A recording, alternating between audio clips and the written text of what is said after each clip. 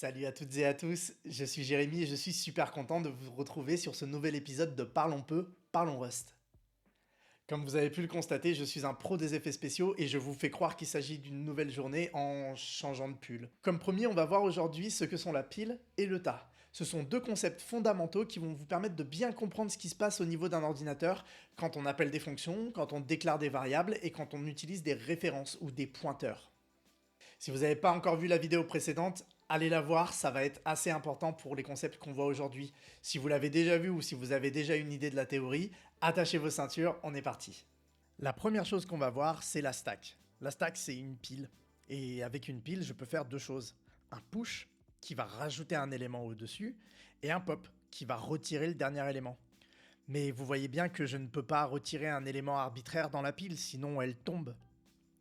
Vous allez voir qu'avec une pile, enfin deux piles, on peut quand même aller assez loin. On va créer une première pile ici qui va stocker des variables et une deuxième pile là qui va stocker des fonctions. Et maintenant qu'on a ça, on va écrire un petit peu de code, une fonction qui fait une somme et une fonction main qui déclare deux variables et appelle la somme. Et maintenant, ce qu'on va faire pour bien comprendre ce qui se passe dans l'ordinateur, c'est simuler l'exécution d'un ordinateur. La première chose que je fais, c'est que je rentre dans la fonction main. Donc je vais prendre ma pile de fonctions et je vais rajouter main. Ensuite, je déclare une première variable qui s'appelle a et qui vaut 42. Alors je vais prendre la pile des variables et je vais rajouter 42. Pareil pour b, je vais prendre 12 et je vais le mettre dans ma pile de variables. Et maintenant, je vais invoquer une fonction. Alors pour invoquer une fonction, il va falloir que je fasse un saut dans la fonction somme. Je prends ma pile de fonctions et je rajoute somme. Et alors là, j'ai besoin que vous me suiviez. L'ordre de déclaration des variables, c'est d'abord faire une place pour la valeur de retour, puis faire une place pour chaque paramètre dans l'ordre inverse de leur déclaration. Donc une place pour ma valeur de retour, puis une place pour 12 et une autre pour 42. Voilà. Maintenant, je fais une addition qui va en fait récupérer les deux dernières valeurs et qui va en calculer la somme. Maintenant que j'ai la valeur de retour, je peux sortir de la fonction somme, donc je l'enlève de ma pile de fonctions et je vais pouvoir l'assigner à ma troisième variable. Et on n'a pas tout à fait fini. À l'accolade de fermeture de la fonction main, je vais pouvoir nettoyer toutes les variables dans l'ordre inverse de leur déclaration, et maintenant vous comprenez pourquoi, parce qu'il s'agit d'une pile. Et ensuite, je nettoie ma stack de fonctions. Et je voudrais vous montrer un dernier truc, qui est une fonction récursive. Une fonction récursive, c'est une fonction qui s'appelle elle-même. Donc, je rentre dans ma fonction main, que je rajoute dans ma call stack, ou ma pile de fonctions. Et ensuite, j'invoque la fonction récursive. Donc je vais la rajouter dans ma pile de fonctions également. Et là, il va se passer quelque chose de très très intéressant, c'est-à-dire que quand je vais rentrer dans la fonction récursive, je vais rappeler la fonction récursive. Donc je vais progressivement remplir ma pile de fonctions avec ce récursive. Et au bout d'un moment, je dépasse la taille maximum de ma pile. C'est ce qu'on appelle un Stack Overflow. Vous allez voir ça tout de suite. Si j'écris ce code dans mon IDE, j'ai un warning qui me dit attention, tu vas appeler cette fonction récursive sans t'arrêter. Et en effet, au runtime, je prends un Stack Overflow. Stack Overflow, vous savez, c'est le forum qui vous permet de poser des questions en développement et de répondre à celles des autres et de partager l'information. Eh bien, le nom, ça vient d'ici. Maintenant qu'on a vu la pile, on va pouvoir voir le tas. Le tas ou la heap, ça se représente un petit peu comme ce qu'on a vu à l'épisode précédent.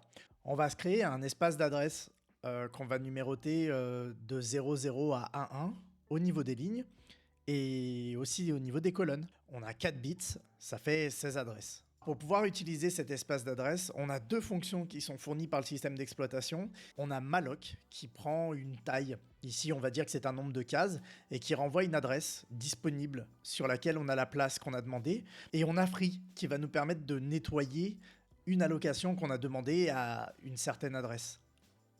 Normalement, les adressages sont un peu arbitraires, mais là, pour l'exemple, on va essayer de faire un malloc de 4. Donc là, je demande 4 espaces. Le système me prend 4 espaces et il me renvoie l'adresse de départ de ces 4 espaces. Je vais ensuite faire un malloc de 8. Alors, je lui demande 8 espaces. Je pense que vous avez compris le concept. Et il va me donner l'adresse de départ de mes 8 espaces. Et ensuite, je vais lui faire une demande de 5. Et le problème, c'est qu'il n'y a plus assez de place. Donc je vais me prendre une erreur au runtime qui me dit que j'ai plus de place. Mais je peux également libérer la place. Je vais faire un free.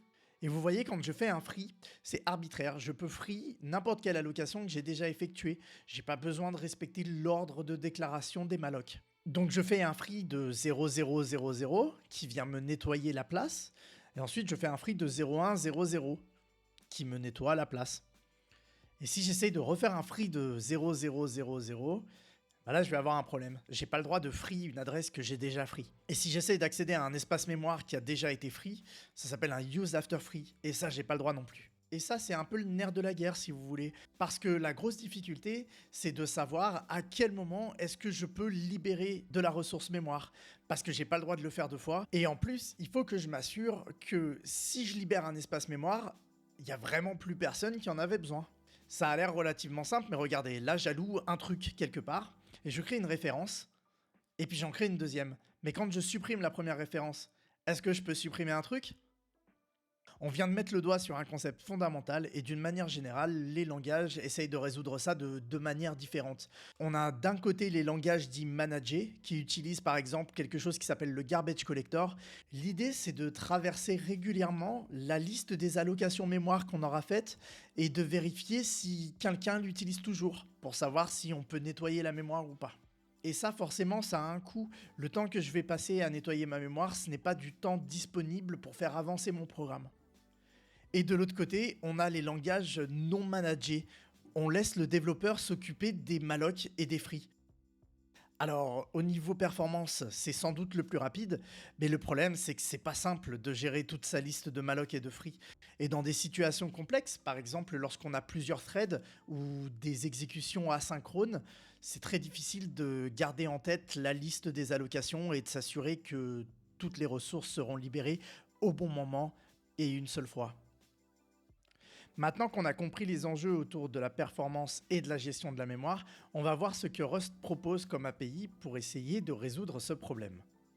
Je vais vous montrer l'interface que propose Rust pour faire de l'allocation mémoire. Alors, il y a beaucoup de code avec pas mal de concepts qu'on n'a pas vus, mais c'est pas très important. Moi, ce que je veux vous montrer, c'est ce mot en rouge, unsafe.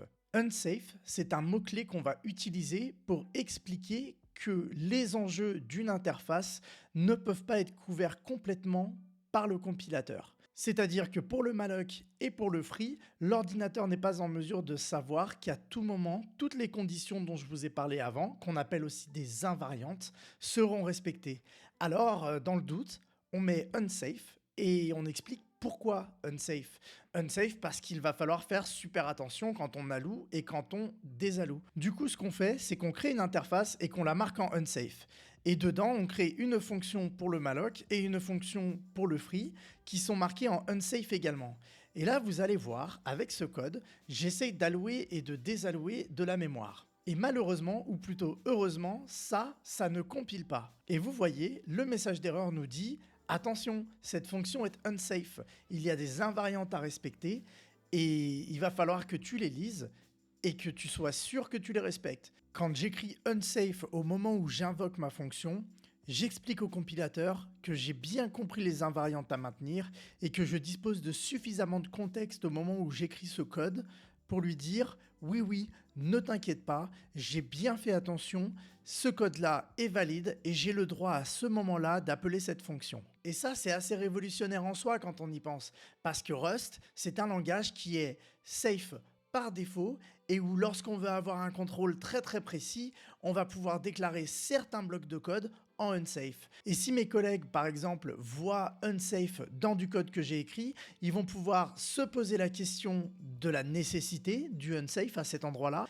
Est-ce qu'on n'aurait pas pu faire sans ? De la documentation que j'aurais laissée, quelles sont les invariantes à maintenir et est-ce que je les ai bien définies dans un commentaire ? Et enfin, faire très attention à ces lignes de code bien particulières et pas forcément à tout le code tout le temps. Bon, on parle de unsafe, mais honnêtement, moi, depuis que je fais du Rust, j'ai quasiment jamais dû en utiliser. Il y a des personnes qui ont écrit des structures de base dans Rust, qui nous sont ensuite proposées, et ces structures-là, elles sont tout à fait safe. L'enjeu majeur, c'est de s'occuper de l'allocation et de la désallocation de la mémoire. Du coup, Au lieu d'utiliser directement ces fonctions-là, on va utiliser des structures qui sont fournies par Rust, qui en dessous peuvent faire appel à du code qui est marqué unsafe, mais qui auront été auditées et écrites par des personnes bien plus brillantes que moi. Parmi ces structures-là, il y a par exemple les références. Les références qui, associées aux règles de prêt et de possession, vont permettre de déterminer qui doit s'occuper de détruire la variable. Est-ce que c'est ma fonction ou est-ce que c'est son parent? Du coup, Rust va nous fournir une panoplie de types qu'on va pouvoir classer selon deux catégories. Les types qu'on dit owned, c'est-à-dire les types que l'on possède véritablement, qu'on va pouvoir prêter ou donner, et les types borrowed, les types qu'on aura prêtés et sur lesquels on n'a pas la responsabilité du free. Et donc pour les types de base, vous allez avoir une version borrowed, par exemple la référence, et sa version owned, le box. Et pareil, vous avez le ESTR pour la chaîne de caractères, mais vous avez aussi le string pour la chaîne de caractères dont vous avez la possession. Et également le slice qui est en fait un tableau, sa version possédée, c'est le vec. On reviendra sur ces différents types par la suite, ils vont être très très utiles. On va reprendre notre pile de fonctions et notre pile de variables, ainsi que notre espace d'adressage. Et on va regarder les références. Alors les références, c'est le bloc qui crée une référence qui s'occupe de la détruire. Et du coup, il y a un truc que je peux pas faire. Cette fonction créée là, qui renvoie une référence vers un truc, bah ça va pas marcher, j'ai pas le droit de le faire. Si j'alloue de la mémoire en créant une référence ici, à la fin de la fonction, elle va être free. Et comme je vous le disais tout à l'heure, il y a le type box qui va me permettre justement de faire ça. Alors les règles de box, c'est je crée une référence et elle m'appartient. Je peux la prêter ou la donner à quelqu'un d'autre si j'en fais le choix.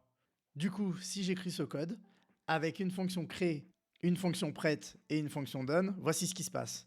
Je rentre dans ma fonction main, donc je rajoute main dans ma pile de fonctions. Je fais un appel à la fonction créée, donc je rentre dans la fonction créée et je la rajoute dans ma pile de fonctions. Je réserve dans la pile de variables une place pour mettre mon type de retour.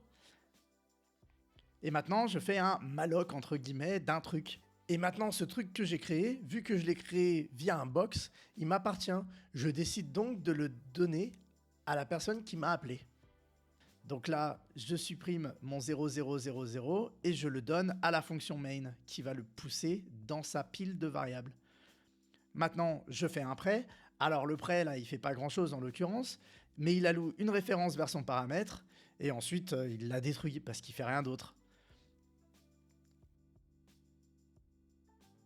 Mais je ne détruis pas la variable dans le tas, je la détruis dans ma pile, bien sûr. Et maintenant, j'appelle la fonction done. Alors la fonction done, elle prend un box de trucs, donc on lui a donné la référence. Et lorsque je sors de cette fonction done, c'est bien à moi de détruire la référence et de détruire la mémoire. Et bien entendu, si je fais un dbg de un truc après, ça va forcément pas marcher, étant donné que la variable n'existe plus. Elle a été déplacée dans la fonction done et je ne peux plus l'utiliser dans la fonction main. On était sur un format un peu théorique, on va repasser dans la pratique dans la vidéo prochaine dans laquelle on va voir les structures. Les structures, c'est une façon d'agencer et de composer vos données qui vont vous permettre de faire des choses plus intéressantes par la suite. Comme d'habitude, si cette vidéo vous a plu, mettez un pouce en l'air, ça me fait super plaisir. Si ça vous a pas plu, mettez un pouce vers le bas et commentez si vous avez des questions ou même des idées pour améliorer les prochaines vidéos. C'est tout pour aujourd'hui, je vous retrouve sur les réseaux sociaux en attendant le prochain épisode de Parlons peu, Parlons Rust.